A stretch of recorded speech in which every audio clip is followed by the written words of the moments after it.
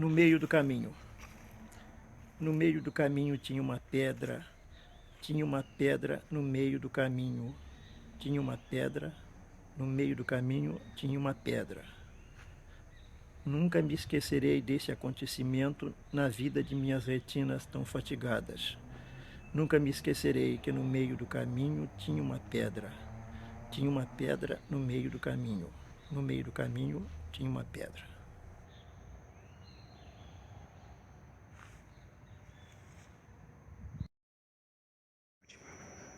Essa vontade pelo teatro, por interpretar, por se emocionar, por sentir o frio na barriga, foi a escola. A escola desperta tudo na gente. Sabe? A escola, na época de 1990, a escola funcionava. Não sei que mágica é que hoje essa mágica foi dissipada, que nem éter. Então a escola, a professora de educação, a professora de educação artística, a professora Denilde, estimulava a gente com arte. Então meu primeiro espetáculo de escola foi na Avenida Igreja de Castro Alves. Então tinha uma datas comemorativas, então ela usava mesmo, ela estimulava a gente com tudo, a pintar, a dançar, a cantar, a expressão corporal, a decorar, a fazer esquetes, né? A fazer jogral, que era a época áurea do jogral. A pessoa fazia jogral e era assim. Foi a partir da escola. A escola me fez Lucas Oliveira, graças a Deus. Né?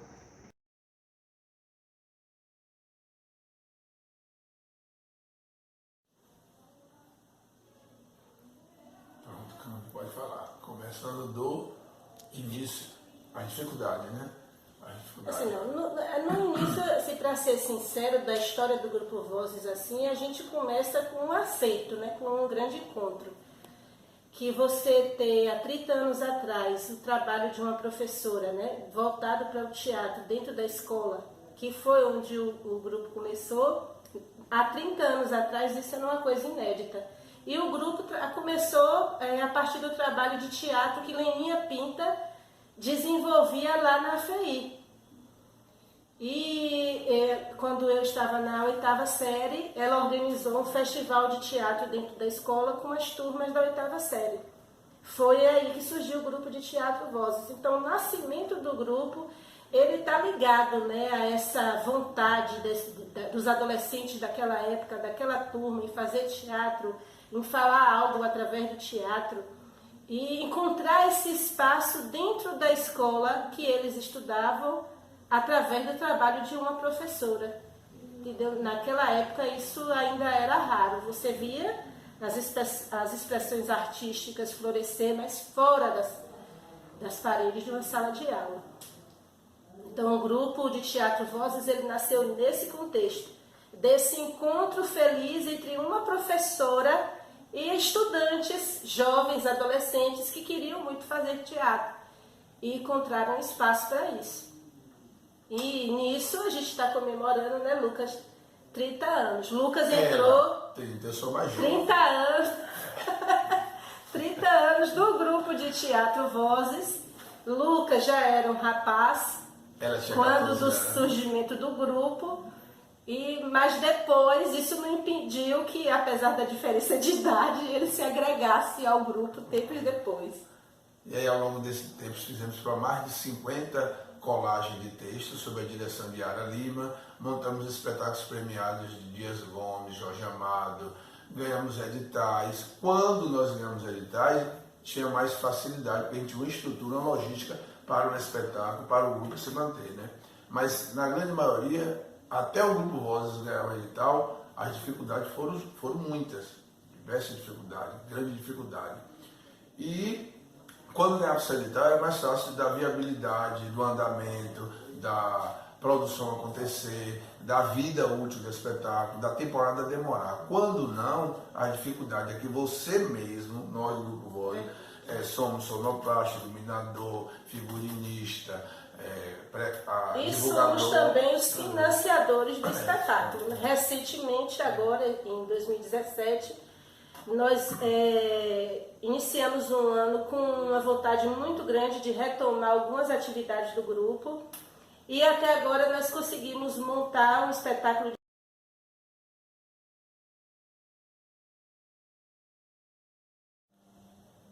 Então, agora em 2017 surgiu esse espetáculo novo, que é o Agreste, um texto de Nilton Moreno, a direção de Jorge Batista. É um espetáculo que a gente fez assim com muito carinho, porque é para celebrar mesmo esses 30 anos de história e para celebrar aquela que é a marca fundamental do grupo de teatro Vozes, que sempre foi um grupo assim, contestador. Há anos que a gente vem trazendo, através de nossos espetáculos, temáticas que são polêmicas. A gente vem trazendo temáticas relacionadas às condições do trabalhador, às questões de gênero, a posição e o papel da mulher na sociedade, as relações étnico-raciais, a valorização da cultura africana e indígena. Então a gente tem essa marca. E o espetáculo, ele vem para celebrar esses 30 anos e vem também para celebrar essa relação que o Grupo Vozes sempre manteve com a diversidade. Trazer questões relacionadas à diversidade, tematizar essas questões, problematizar e fazer com que o nosso espetáculo fosse um instrumento mesmo de reflexão sobre eles. Então, nós meio que unimos o útil ao agradável, né, Lucas? E só foi possível começar esse sonho através de uma vaquinha online que usamos na rede social para conseguir um mínimo do mínimo, para a gente foi massa, para conseguir custear os primeiros passos na produção de Agreste. Realmente, esse foi um passo muito importante. Nós usamos esse recurso, que é o recurso das redes sociais, fizemos a vaquinha online. Curiosamente, boa parte das pessoas que se engajaram e que contribuíram eram pessoas ligadas de alguma forma às artes. Então, assim, é notório que a gente tem o reconhecimento dos artistas da região. A gente acaba se irmanando, né?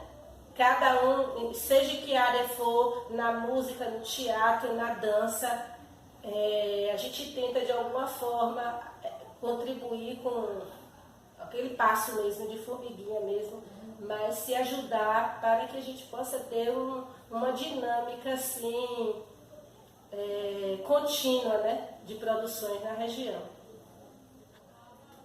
Um espetáculo caro, só a iluminação custava quase R$1.000, então é um espetáculo caro de se manter. O figurino caro, um estilista Faiuza, que desenha e costura e produz para balete, para as companhias de balé, então precisamos fazer e optamos fazer um espetáculo bom, bonito e no primo. Tudo foi pensado com muito cuidado, né? A iluminação, a música, o cenário.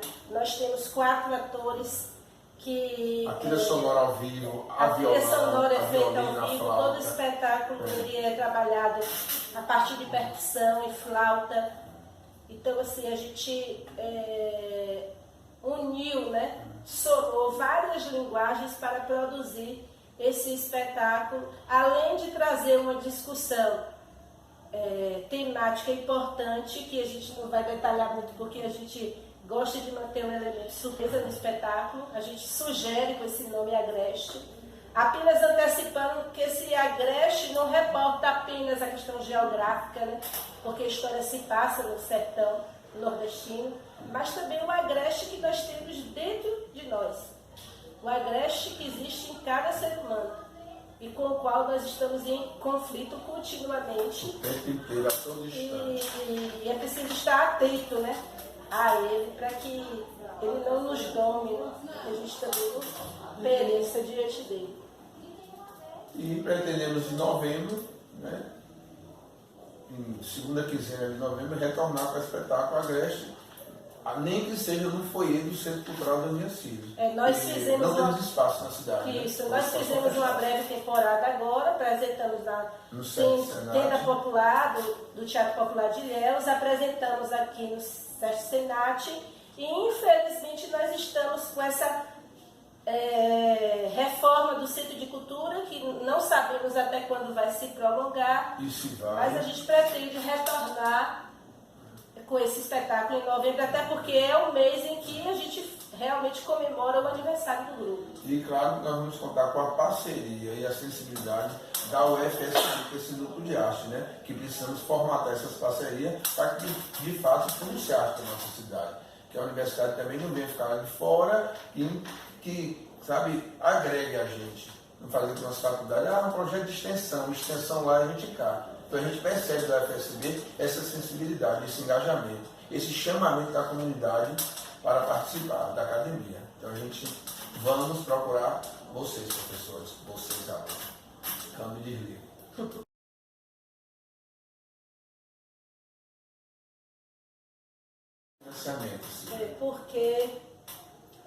Porque também nós vivemos assim numa região que o empresariado local, por exemplo, não tem tradição de investir no artista local. Então daí a primeira dificuldade, né? Daí a gente tem a necessidade de investir, de financiar o nosso espetáculo para que ele possa acontecer.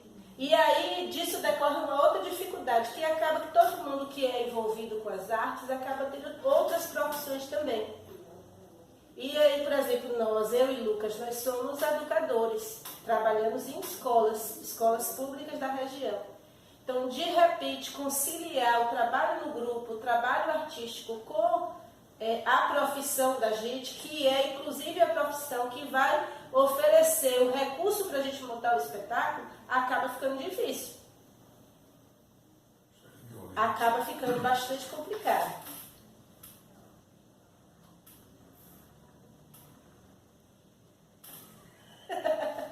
Olha, da profissionalização, que os editais, a dificuldade também dos grupos regionais a participar de editais, é porque os editais, existe toda uma documentação.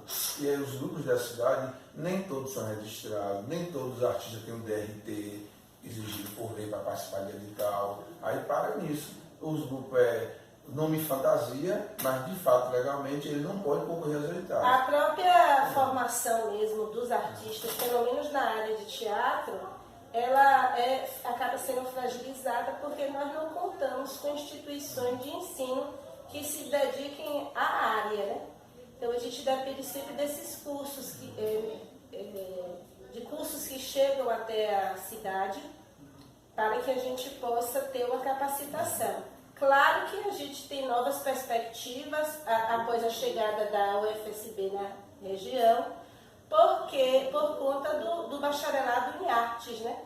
Que a universidade está oferecendo, que acabou se tornando assim um dos caminhos dos artistas da região para obter assim uma captação, né, mais uma profissionalização mais de acordo com o que às vezes é solicitado nos editais. E para recrutar elenco para o Grupo Voz, nós formávamos realizávamos oficinas de cirandeio, que era uma oficina de mais de 100 pessoas, e no término de 2, 3 dias de oficina, a gente recrutava alguns com habilidades para a arte, né, para participar do Grupo Voz. Aí depois que tem uns 2, 3 anos ou 4, nós não fazemos mais, então aí essa demanda de artista tem diminuído nos grupos da cidade. De qualquer forma, talvez pelo motivo de que muitos que passaram pelo Grupo Vozes eram educadores, eram professores, a gente sempre teve uma relação muito próxima das escolas públicas da nossa região. Então a gente sempre manteve assim, o contato e o diálogo mesmo com jovens, com adolescentes, com pessoas interessadas nas linguagens artísticas, em especial o teatro, e isso acabava, o nosso contato, essa proximidade das escolas, fazia com que a gente tivesse acesso, né, a um trânsito assim, contínuo de pessoas que, através desse encontro nas escolas, acabavam também depois integrando o Grupo Teatro Voz. E hoje na cidade assim, não há esse exercício de formato de oficinas, porque a fundação da cidade, que tinha que cumprir esse papel, não cumpre, porque faz uma oficina de 2 meses, depois acaba as oficinas, não apresenta suas performances e acaba. Então você não encontra a pessoa com determinação, com responsabilidade. Lucas está trazendo outro fato importante também. Por exemplo, às vezes a gente consegue produzir um trabalho, consegue produzir um espetáculo, e o espetáculo geralmente tem vida curta, porque a gente não tem o financiamento, o recurso para fazer com que o espetáculo permaneça, circule. Exatamente. Circule. voltando à questão dos editais, às vezes eu acho que existe falta de clareza assim, nos critérios de seleção dos grupos que são contemplados, porque as micro-regiões acabam ficando sempre assim. Ficam assim, acabam tendo seus trabalhos pouco selecionados nas oportunidades que aparecem. Ou não selecionado, na sua grande maioria. Ou às vezes as dificuldades, as exigências são tantas que acabam não contemplando o perfil de cada grupo. Por exemplo, são vários os grupos que existem aqui em Itabuna, porém são vários que existem oficialmente como pessoa jurídica. São poucos os que, existindo nessa condição, estão aptos a participar por questões legais, por questão de documentação.